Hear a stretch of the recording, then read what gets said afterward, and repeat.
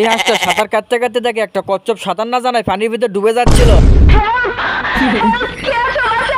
হাঁসটা এবার ছুটে যায় কচ্ছপটাকে পানির ভিতর থেকে উদ্ধার করে। আমার জন্য এটা কোনো ব্যাপার না, ঠিক আছে, কোনো ব্যাপারই না। হাঁসটা এবার কচ্ছপটার পা দুটো ধরে টিউবওয়েলের হ্যান্ডেলের মতো পাম্প করে তার পেট থেকে পানি বের করে দেয়।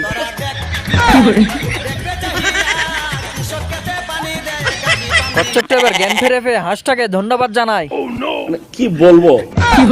তোমাকে বিয়ে করতে চাই, তোমাকে লাভ করি। হাঁসটা এবার দেখতে পারে একটা বড় কচ্ছপ উল্টো হয়ে পড়ে রয়েছে।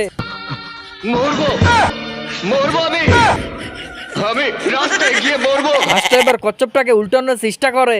অসম্ভবকে সম্ভব করাই আমার কাজ। হাঁসটা উল্টাতে পারে না বলে কচ্ছপের মাথা ধরে টানতে শুরু করে। কচ্ছপটা এবার খোলসের মধ্যে থেকে বের হয়ে এসে দুইজন মিলে খোলসটাকে উল্টায়। কচ্ছপটা এবার হাঁসের সাথে হ্যান্ডশেক করে তার খোলসের ভেতর ঢুকে এখান থেকে চলে যায়।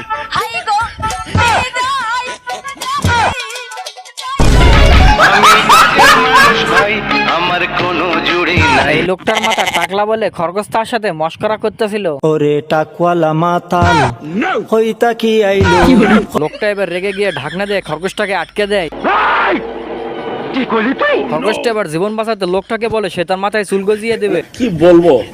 মানে এই কথা শোনার পর এই লোকটা মনে মনে নিজেকে হিরো ভাবতাছে। তোমাকে বিয়ে করতে চাই, তোমাকে লাভ করি।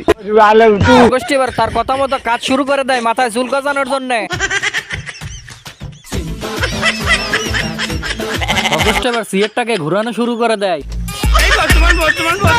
মাথাটা এবার চেপটা করে তারপর ডিমের অমলেট বানায়।